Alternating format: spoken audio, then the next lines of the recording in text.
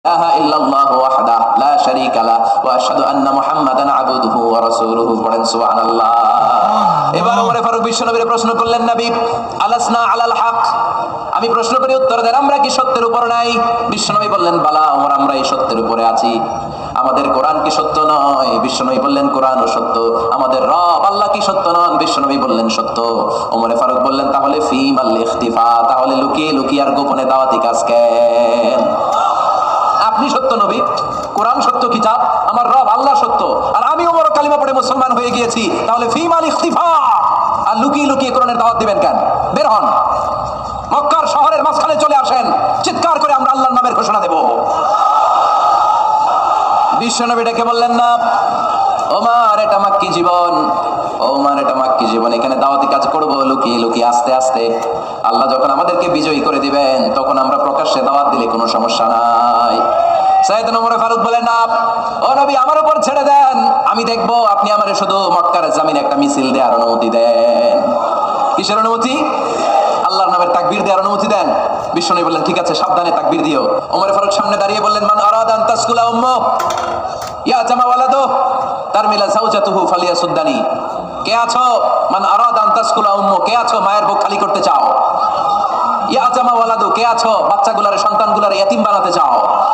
তারমিলা যাওজাতুহু, কার তো বড় বুকের পাটা আছে দেখি, কে আছো স্ত্রীকে বিধবা বানাতে চাও? বুকের পাটা থাকলে আমি ওমরে থামাও, যদি সাহস থাকে আমি ওমরের মিছিল থামাও। ওমর ফারুক শুরু করলেন, আল্লাহু আকবার, আল্লাহু আকবার, আল্লাহু আকবার। স্লোগান দিতে দিতে সাইয়েদনা ওমর ফারুক কাবার গিলাফ যে স্পর্শ করলেন, ওমর ফারুকের এই স্লোগান কেউ থামাতে পারে নাই। কিয়ামত পর্যন্ত এই আল্লাহর নামের স্লোগান কেউ থামাতে পারবে না। চিল্লায় বলো ঠিক কিনা? আজকে আমরা সাইয়েদনা ওমর ফারুকের জীবনী থেকে কিছু শিক্ষা আমাদের নিজেদের জন্য নিয়ে আমরা বাড়িতে ফিরবো। আল্লাহ তাআলা তিনটা ইমানি ধাক্কা ওনার হৃদয়ে দিয়ে ওনাকে ইসলামের জন্য কবুল করে নিয়েছেন। কয়টা ধাক্কা? এক নম্বর ধাক্কা হচ্ছে বিশ্বনবীর দোয়ার ধাক্কা। দোয়ার একটা ধাক্কা আছে না নাই? এটা বড় ধাক্কা, এটা ব্যালিস্টিক ক্ষেপণাস্ত্রের চেয়েও কড়া, মারাত্মক। মিসাইল হামলা করলে যেমনি লক্ষ্যবস্তু ভেদ করে, দোয়ার মতো দোয়া করলেও দোয়া যে লক্ষ্যবস্তুতে আঘাত আনে, ঠিক কিনা?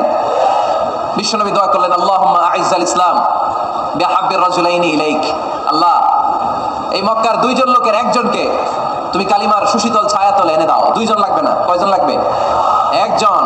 কারণ যুগ জামানা পাল্টে দিতে চাই না অনেকজন, এক মানুষই আনতে পারে জাতির জাগরণ। এক মানুষই বিপদকালে বাঁচায় কাফেলায়, ক্ষুদ্র ডিঙ্গি বাঁচায় জাহাজ অসীম দরিয়ায়। এই জন্য জামানা পাল্টে দিতে লাগে কয়জন? এই জন্য বিশ্বনবী আল্লাহর কাছে দোয়া করলেন, আল্লাহ মক্কার দুজনের একজন, দুজন চাই না, দুজনের যে কোনো একজনকে কালিমার সুশীতল ছায়া তুলে এনে দাও। এক হলো ওমর ইবনুল খাত্তাব, হয়তো খাত্তাবের বেটা ওমরকে তুমি ইসলামের ভেতরে নিয়ে আসো, কিংবা আবি জাহাল ইবনে হিশাম, হিশামের বেটা আবু জাহেলকে তুমি মুসলমান বানায়া দাও। দুইজন চাইছেন নাকি একজন? হয় খাত্তাবের বেটা ওমর কিংবা হিশামের বেটা আবু জাহাল, দুজনের একজনকে আমার চাই। ওমরে ফারুকের জন্য দোয়াটা কবুল করে নিয়েছে কে? তাহাজ্জুদের নামাজ পড়ে বিশ্বনবী যখন দোয়া করলেন, এই দোয়া যে ওমরে ফারুকের হৃদয়ে একটা ধাক্কা মারল। সুবহানাল্লাহ পড়ে। বিশ্বনবী দোয়া করলেন, আল্লাহ ওই ওমরে ফারুককে আপনি এনে দেন, অথবা আবু জাহেলের মনটারে নরম করে দেন। ওমরে ফারুকের জন্য দোয়াটা কবুল করে নিল কে? এই দোয়ার একটা বরকত ওমরে ফারুকের হৃদয়ে ছুঁয়ে গেল। এক নম্বর ধাক্কা। ধাক্কা সব একবারে দেওয়া যায় না, ধাক্কা একবারে দেওয়া যায়। প্রথম ধাক্কাটা গেল তিনি দোয়ার ধাক্কা। বিশ্বনবী দোয়া করলেন, ওই দোয়া ওমরে ফারুকের হৃদয়ে ছুঁয়ে গেল। এরপরে রব্বুল আলামিন ওমরে ফারুককে ধাক্কা মারলেন কোরআনের একটা সূরা দিয়ে। সূরাটার নাম হলো সূরাতুল হাক্কা। কি সূরা? আল হাক্কাতু মাল হাক্কা ওয়া মা আদরাকা মাল হাক্কা। সূরা হাক্কা দিয়ে আল্লাহ একটা ধাক্কা মারলেন। ওই যে দোয়া করলেন বিশ্বনবী, দোয়ার পর সাইয়েদনা ওমর ফারুকের হৃদয়ের মধ্যে উথাল পাথাল শুরু হয়ে গেল। সব সময় লুকিয়ে লুকিয়ে বিশ্বনবীরে ফলো করে। বিশ্বনবী ডানে গেলে ওমরে ফারুক ডানে যায়, বিশ্বনবী বাঁয়ে গেলে ওমরে ফারুক বাঁয়ে যায়। বিশ্বনবী রাত্রিবেলা নামাজ পড়লে ওমরে ফারুক পেছনে লুকিয়ে লুকিয়ে বিশ্বনবীর কোরআন শুনে। বিশ্বনবী মসজিদুল হারামের পাশে দাঁড়িয়ে রাতের এশার সালাত আদায় করছিলেন। ওই টাইমে বিশ্বনবী সূরাতুল হাক্কা তেলাওয়াত করছিলেন। কোন সূরা? সূরাতুল হাক্কা বিশ্বনবী তেলাওয়াত করেছেন। ওমরে ফারুক মন্ত্রমুগ্ধ হয়ে বিশ্বনবীর কণ্ঠের তেলাওয়াত শুনে। বিশ্বনবীর তেলাওয়াতের কণ্ঠ আমাদের কণ্ঠের মতো নাকি? বিশ্বনবীর কণ্ঠ কারি বাসাদের কণ্ঠের মতো? আহমদ বিন ইউসুফের কণ্ঠের মতো? আমার নবীর কণ্ঠের সুরের ঝংকারের সাথে পৃথিবীর কোন কারি সাহেবের তুলনা চলবে? কত মধুর! কত সুন্দর, কত অসাধারণ তেলাওয়াত করতেন আমার বিশ্বনবী। একবার তেলাওয়াত শুনলে পাগল না হয়ে কেউ থাকতে পারতো না। বিশ্বনবী ওমরে ফারুককে দেখেন নাই, ওমরে ফারুক লুকিয়ে লুকিয়ে বিশ্বনবীরে ফলো করে। বিশ্বনবী এশার সালাতে সূরা হাক্কা তেলাওয়াত করতে আরম্ভ করলেন। তেলাওয়াত করতে করতে করতে করতে বিশ্বনবী সামনের দিকে যেতে লাগলেন। বিশ্বনবীর চমৎকার কণ্ঠের তেলাওয়াত শুনে ওমরে ফারুক মুগ্ধ হতে লাগলো। ওমরে ফারুক অবাক, কিরে এত সুন্দর শব্দের গাঁথনি, এত সুন্দর বাক্য, এত সুন্দর অন্তমিল, এত সুন্দর কথা, এটা কবিতার মতো লাগে। মনে হয় মোহাম্মদ কবি হয়ে গেছে, কাব্য প্রতিভা দিয়ে নিজেই কবিতা বানাইছে। ওমরে ফারুক যখন মনে মনে ভাবলেন এগুলো মনে হয় মোহাম্মদ কবিতা পড়ে, মোহাম্মদ মনে হয় কবি হয়ে গিয়েছে। ইন দা মিন টাইম বিশ্বনবী তেলাওয়াত করছিলেন সূরা হাক্কা থেকে, ওয়ামা হুয়া বিকাউলি শাইরিন কলিলাম মা তুমিনুন। এই আয়াতের অর্থ হলো এটা কোনো কবির বানানো কবিতা নয়, তোমরা অল্প সংখ্যক লোকই এই কোরআনের উপরে ঈমান আনো। সুবহানাল্লাহ পড়ে। বিশ্বনবী ওমরে ফারুককে দেখছে নাকি? কথা কয় না, দেখেছে না? বিশ্বনবীর মতো তেলাওয়াত করে যাচ্ছে। ওমর ফারুক যখন মনে করলেন কিরে এই কথাগুলো এত সুন্দর, তেলাওয়াত করছিলেন, কোইন্সিডেন্টলি দৈবাক মিলে গিয়েছে। ওই আয়াতের অর্থ ছিল এটা কোনো কবির বানানো কবিতা না, খুব অল্প সংখ্যকই তোমরা ঈমান আনো। এবার তো ওমর ফারুক আটকে উঠলেন। ঘটনা কি? আমি মনে মনে ভাবলাম মোহাম্মদ কবি, আর যেটা পড়তেছে এটা কবিতা, কিন্তু মোহাম্মদ আমার দেখেও নাই, কিন্তু বলতেছে এটা কবির বানানো কবিতা না। তাহলে মোহাম্মদ মনে হয় গণক হয়ে গেছে। কার মনে কি চলে না দেখেই বলতে পারে। নাউজুবিল্লাহ পড়বেন না? ওমর ফারুক এবার মনে মনে ভাবে মোহাম্মদ তাহলে কবি না, আগেরটা ভুল, ভুল ধারণা আমি করেছি, মোহাম্মদ কবি নয়, মোহাম্মদ হলো গণক। আওয়াজ করে পড়েন না আউযু বিল্লাহ। মোহাম্মদ মানুষের মনে কি চলে গণনা করে সব টের পেয়ে যায়, সব বুঝতে পারে। বিশ্বনবী তখন যে আয়াতটা তেলাওয়াত করছিলেন সেটা হলো ওয়ালা বিকাউলি কাহিনিন কলিলাম মা তাযাক্কারুন।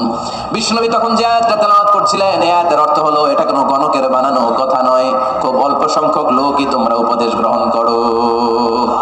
বিশ্বনবী ওমর ফারুককে দেখে না, কিন্তু মিলে যাচ্ছে।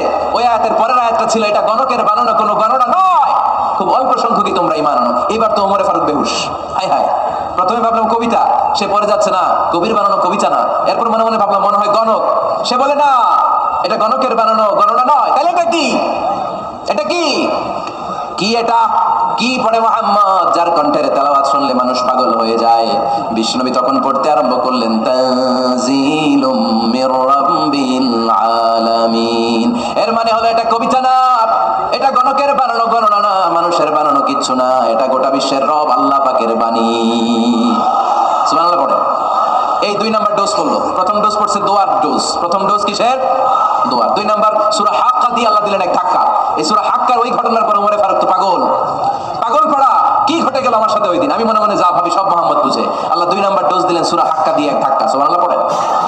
এরপর ওমরে ফারুক প্রায় বিশ্বনবীর কথা ভাবেন, বিশ্বনবী কোথায় যান লুকিয়ে লুকিয়ে দেখেন।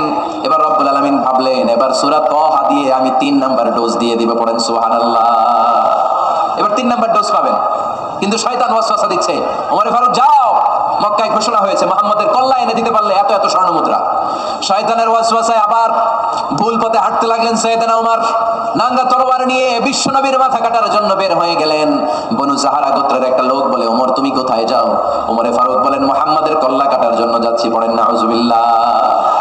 আবু জাহারা গোত্রের লোক বলে তুমি মুহাম্মাদের কল্লা কাটতে যাও? আরে তোমার বোন ফাতিমা বিনতে খাত্তাব আর তোমার বোনের জামাই সাঈদ, এরা তো দুজন কালিমা পড়ে মুসলমান হয়ে গেছে।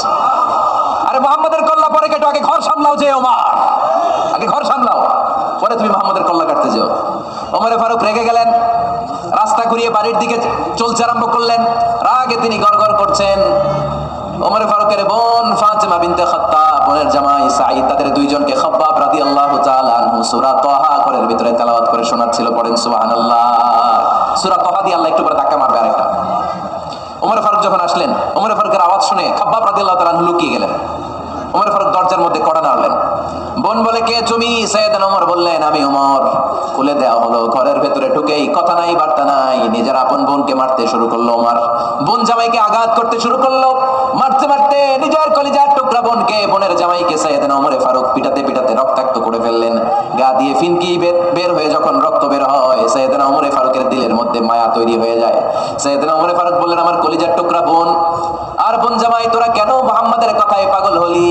বুঝলাম না কেন মক্কার লোকগুলো পাগল পড়া হয়ে সব মুহাম্মাদের দলে চলে যায়। কি এমন কথা মুহাম্মদ তোদের শোনায়, কি এমন বাণী তোদের শোনায় যে বাণী শুনে সব তোরা মুহাম্মাদের দলে চলে গেলি? কি আছে মুহাম্মাদের কাছে? কি কি জাদুটা? কি কি জাদু পেলি সেখানে? আমার একটু দেখা। বোন ফাতেমা বলে, না ভাই, ইন্নাকা রিজিস, তুমি নাপাক, লা ইয়ামাসসুহু ইল্লাল মুতাহহারুন, পাক পবিত্র না হয়ে আল্লাহর এই কালামে স্পর্শ করা যায় নাকি? আওয়াজ করে বলেন, স্পর্শ করা যায়? ভাই তুমি গোসল করে আসো, তাহলে তোমার হাতে তুলে দিব, তুমি পড়লেই বুঝতে পারবা কি আছে আল্লাহর এই কোরআনে। সুবহানাল্লাহ পড়েন। সাইয়েদনা ওমর ফারুক গোসল করে আসলেন। বোন এবার সূরা তাহা, চামড়ার মধ্যে সূরাতু তাহার কিছু অংশ লিখে খাব্বাব রাদিয়াল্লাহু তাআলা আনহু লুকিয়েছিলেন ওনার হাত থেকে, সূরা তাহার অংশটা নিয়ে সাইয়েদনা ওমর ফারুকের বোন ওমর ফারুকের হাতে দিয়ে বলল, ভাই তুমি আসার আগে এই অংশটা সবাই মিলে তেলাওয়াত করছিলাম। ওমর ফারুকের হৃদয়টা তখন একেবারে নরম, কারণ আগে ধাক্কা খাইছে কয়টা, এবার দিবে সূরা তাহার ধাক্কা। ওমর ফারুক হাতে নিলেন, খুব ভালো আরবি জানতেন, চমৎকার আরবির অর্থ বুঝতেন, কারণ আরবি ভাষাভাষী মানুষ। হাতে নিয়ে নজর দেওয়ার পরে ওনার চোখ দিয়ে দাঁড় দাঁড় করে পানি বের হয়ে গেল। ওমর ফারুক আয়াতগুলোর দিকে তাকিয়ে পড়তে আরম্ভ করলেন, তাহা মা আনজালনা আলাইকাল কুরআনা লিতাশকা ইল্লা তাযকিরাতান লিমান ইয়াখশা তানজিলাম মিম্মান খালাকাল আরদা ওয়াস সামাওয়াতিল উলা। পড়েন সুবহানাল্লাহ। উনি পড়তে আরম্ভ করলেন, তাহা মা আনজালনা আলাইকাল কুরআনা লিতাশকা, এই কোরআনকে হতভাগা জাতি হিসেবে থাকার জন্য তোমাদের উপর নাজিল করি নাই।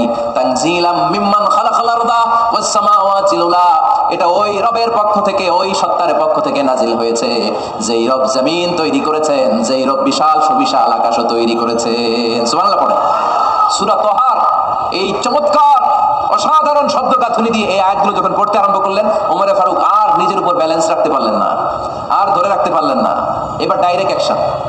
এবার কি?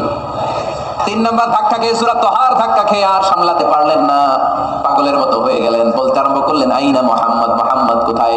সাইয়েদনা খাব্বাব বললেন, বিশ্বনবী সাফা পাহাড়ের পাদদেশে দারুল আরকাম ইবনে আবিল আরকামের ঘরে বসে বসে লুকিয়ে লুকিয়ে কোরআনের দাওয়াত দিচ্ছে। ওমর, তুমি যদি মুহাম্মদ সাল্লাল্লাহু আলাইহি ওয়াসাল্লামের দেখা পেতে চাও, তাড়াতাড়ি দারুল আরকামের ঘরের দিকে ছুটে যাও।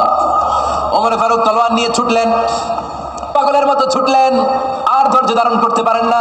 বিশ্বনবীর নূরানি চেহারাটা একবার দেখার জন্য পাগলের মতো ছুটতে আরম্ভ করলেন।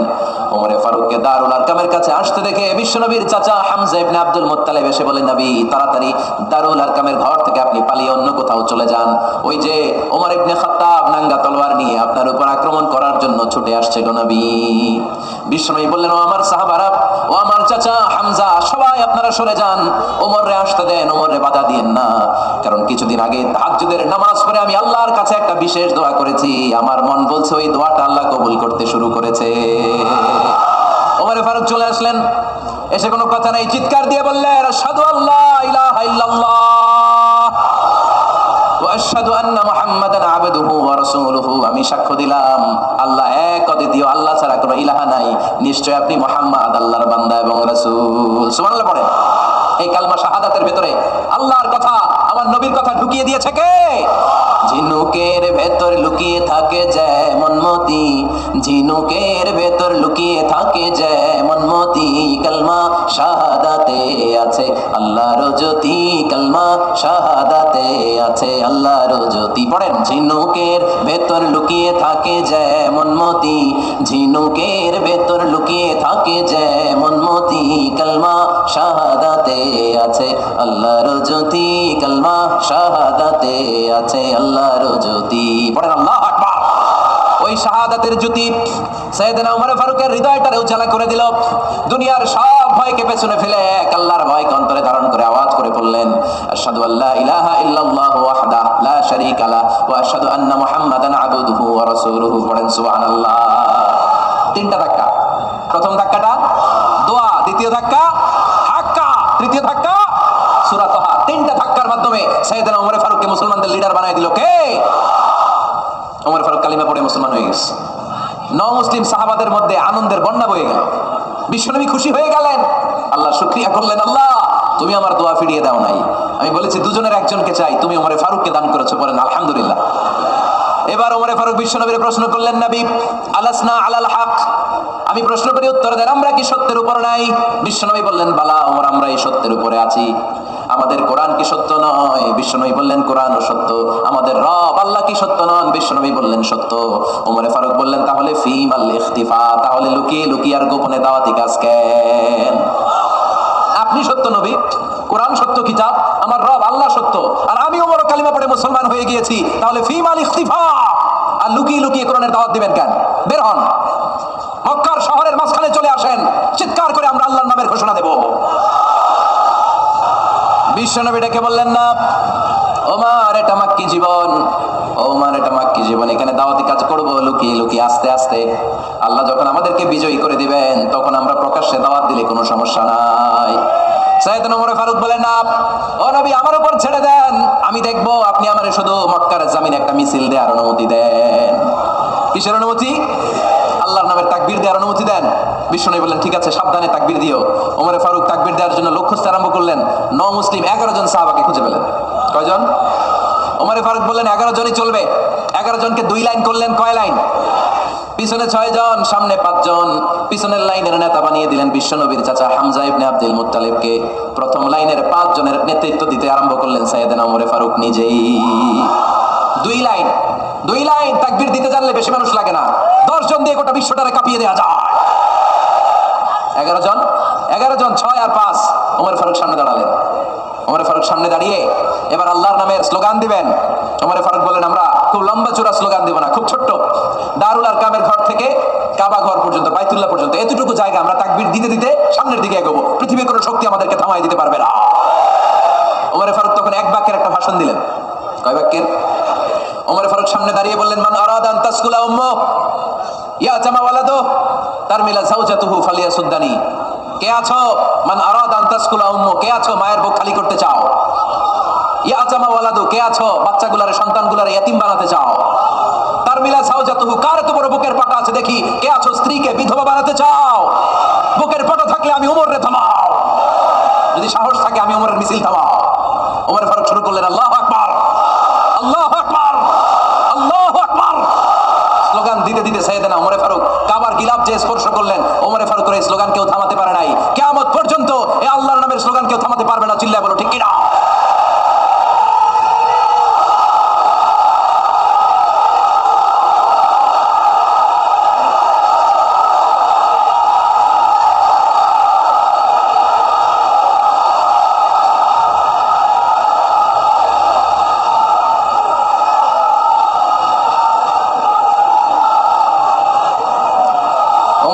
স্লোগান সেদিন মক্কায় কেউ থামাইতে পারছিল? আওয়াজ করে বলতে পারছিল? এখনো আল্লাহর নামের স্লোগান কেউ থামাই দিতে পারবে? কিয়ামত পর্যন্ত আমার রবের স্লোগান কেউ থামাতে পারবে? পারবে না। ওমরে ফারুক স্লোগান দিলেন। আবু জাহেল, উতবা, শাইবা, ওয়ালিদ ইবনে মুগীরা আল্লাহু আকবার ধ্বনি শুনে বাইরে আসছে। কিরে এত বড় স্লোগান, আমাদের কাছ থেকে পারমিশন নেয় নাই, অনুমতি নেয় নাই। অনুমতি নেওয়া ছাড়াই স্লোগান শুরু। বের হয়ে দেখে মিছিলের সামনে ওমর। ওমরে ফারুককে দেখে আবু জাহেল দিছে 1 দৌড়, উতবা দিছে আরেক দৌড়, সাহেবা দিছে বহু দৌড়। সুবহানাল্লাহ পড়বেন না? এই জন্য ওমর বেশি লাগে না, ওমর লাগে 1 জন। চিল্লায় বলতে হবে ওমরে ফারুক লাগে কয়জন? 1 জন। ওমরই গোটা বিশ্বের চেহারা পাল্টে দিতে সক্ষম। চিল্লায় বলেন ঠিক কিনা? গোটা বিশ্বে মুসলমানদের আছে করুণ অবস্থা। আমাদের কোনো সেন্ট্রাল লিডারশিপ নাই। আমাদের মুসলিম দেশগুলোর এক করে রাখবে, ভাইয়ের মতো রাখবে, আমাদের স্বার্থ নিয়ে কথা বলবে, এরকম নেতা আমাদের নাই। ঠিক কিনা? আমরা সেই ওমরে ফারুকের অপেক্ষায়, আমরা সেই ইমাম আল মাহদির অপেক্ষায়, যার একটা হুঙ্কারের আহ্বানে গোটা বিশ্বের সব মুসলমান এক প্ল্যাটফর্মে চলে আসবে। ওইরকম নেতা 1 জন লাগবে। কয়জন? গোটা মুসলিম উম্মাহকে একত্রিত করার জন্য 1 জন ওমরই যথেষ্ট। ঠিক কিনা? আবার বিশ্বনবী বলছেন লা নাবিয়্যা বা'দি ওয়ালা রাসূলা, আমার পরে কোনো নবী নাই, আমার পরে কোনো রাসূল নাই। তবে লাউ কানা বা'দি নাবিয়্যুন লাকানা উমর, আমি নবীর পরে যদি নবী হওয়ার যোগ্যতা কারো থাকে, আমার ওমরের মধ্যে সেই যোগ্যতা আল্লাহ দিয়েছে। প্রভু তুমি বলেছো রাসূল দেবে না, বলনি দেবে না ওমর, বলনি দেবে না হামজা তারিক, খালিদ বিজয় সমর। প্রভু তুমি বলেছো রাসূল দেবে না, বলনি দেবে না ওমর, বলনি দেবে না হামজা তারিক, খালিদ বিজয় সমর। প্রভু তুমি বলেছো রাসূল দেবে না। আল্লাহু আকবার। একটা ওমর দরকার। কয়জন দরকার? কয়জন দরকার? এই পুরা উম্মাহ, মুসলিম উম্মার মধ্যে ওনার পজিশন নাম্বার 3। ওমর ফারুকের পজিশন নাম্বার 1 নম্বর পজিশন বিশ্বনবীর সাল্লাল্লাহু আলাইহি ওয়াসাল্লাম। দ্বিতীয় পজিশন আবু বকর। আর 3 নম্বর পজিশন সুবহানাল্লাহ পড়বেন না? আশরাতুল মুবাশশিরিনা বিল জান্নাহ, জান্নাতের সুসংবাদ প্রাপ্ত অনেক সাহাবার কথা হাদিসে পাওয়া যায়, কিন্তু এক হাদিসে আল্লাহ রাসূল সাল্লাল্লাহু আলাইহি ওয়াসাল্লাম 10 জন সাহাবীর কথা বলেছেন। ওই 10 জনের ভেতরে সাইয়েদনা ওমর ফারুক আছে না নাই? আবার ওমর ফারুক ছিলেন বিশ্বনবীর শ্বশুর। সাইয়েদনা ওমর ফারুকের কন্যা হাফসা রাদিয়াল্লাহু তাআলা আনহাকে বিশ্বনবী বিয়ে করে ওমর ফারুকের জামাই হয়েছেন, আর ওমর ফারুককে বিশ্বনবী শ্বশুর বানিয়েছেন। সুবহানাল্লাহ পড়ে। আগে জানতেন এটা? ওমর ফারুক রাদিয়াল্লাহু তাআলা আনহু যে বিশ্বনবীর শ্বশুর ছিল, এটা আজকে প্রথম জানলেন। কে কে দেখি? দেখছেন? অনেকেই জানেন। মাশাআল্লাহ, হাত নামান, আমরা জেনে নিব, জানতে কোনো সমস্যা নাই। 4 জন খলিফার 2 জন হচ্ছে বিশ্বনবীর মেয়ের জামাই, বাকি 2 জন হচ্ছে বিশ্বনবীর শ্বশুর। সাইয়েদনা উসমান রাদিয়াল্লাহু তাআলা আনহুর কাছে বিশ্বনবী সাল্লাল্লাহু আলাইহি ওয়াসাল্লাম 2 কন্যাকে বিয়ে দিয়েছেন। বিশ্বনবী সাল্লাল্লাহু আলাইহি ওয়াসাল্লাম মোট কন্যা 4 জন। কয়জন? বড় মেয়ের নাম যায়েনব রাদিয়াল্লাহু তাআলা আনহা, ওনার স্বামীর নাম ছিল আবুল আস ইবনে রাবিয়া। তারপরের মেয়ের নাম হচ্ছে উম্মে কুলসুম, ওনাকে বিয়ে দিয়েছিলেন বিশ্বনবী সাইয়েদনা ওসমান রাদিয়াল্লাহু তাআলা আনহুর সাথে। উম্মে কুলসুম রাদিয়াল্লাহু তাআলা আনহার ইন্তেকালের পরে আরেক মেয়ে রুকাইয়াকে বিশ্বনবী সাইয়েদনা ওসমানের কাছে আবার বিয়ে দিয়ে দিলেন। সুবহানাল্লাহ পড়ে। আর সবচেয়ে ছোট্ট কন্যা ফাতেমা রাদিয়াল্লাহু তাআলা আনহাকে বিয়ে দিয়ে দিলেন নিজের চাচাতো ভাই সাইয়েদনা আলী রাদিয়াল্লাহু তাআলা আনহুর সাথে। তার মানে সাইয়েদনা ওসমান আর সাইয়েদনা আলী ছিল বিশ্বনবীর মেয়ের জামাই, ঠিক কিনা? আর সাইয়েদনা আবু বকর রাদিয়াল্লাহু তাআলা আনহুর কন্যা আয়েশা রাদিয়াল্লাহু তাআলা আনহাকে বিশ্বনবী বিয়ে করে আবু বকর রাদিয়াল্লাহু তাআলা আনহুকে বানালেন শ্বশুর। আর ওমর ফারুকের কন্যা হাফসা রাদিয়াল্লাহু তাআলা আনহাকে বিয়ে করে ওমর ফারুককেও বানালেন শ্বশুর। তাহলে 4 খলিফার 2 জন জামাই। 2 জন, আওয়াজ করে বলতে হবে, 4 খলিফার 2 জন, বাকি 2 জন। কোন ব্যক্তিকে যদি আল্লাহ তাআলা জ্ঞান দেয়, আবার যদি তাকওয়ার গুণ দেয়, জ্ঞানও আছে আবার আল্লাহর ভয়ও আছে, এই লোকেরা কেউ থামায় রাখতে পারবে না। এরা কেউ থামায় রাখতে পারে না, সে গোটা বিশ্ব জয় করবে। সাইয়েদনা ওমর ফারুককে আল্লাহ তাআলা জ্ঞানও দিয়েছেন, আবার তাকওয়াও দিয়েছেন। সুবহানাল্লাহ পড়েন। বিশ্বনবী সাল্লাল্লাহু আলাইহি ওয়াসাল্লাম স্বপ্ন দেখলেন, বিশ্বনবী দুধ খাচ্ছেন, আঙ্গুলের ভেতর দিয়ে ফাঁক দিয়ে দুধ বেরোয়, বিশ্বনবী দুধ খাচ্ছেন। খেতে খেতে একটু দুধ আঙ্গুলে লেগে আছে, এই আঙ্গুলটা কারো মুখে না দিয়ে বিশ্বনবী সাল্লাল্লাহু আলাইহি ওয়াসাল্লাম ওমর ফারুকের মুখের ভিতরে ঢুকাই দিলেন। অতিরিক্ত দুধটা ওমর ফারুক খেলেন। সাহাবারা বললেন, মাযা ওয়ালতা বিহি ইয়া রাসূলুল্লাহ, হে আল্লাহর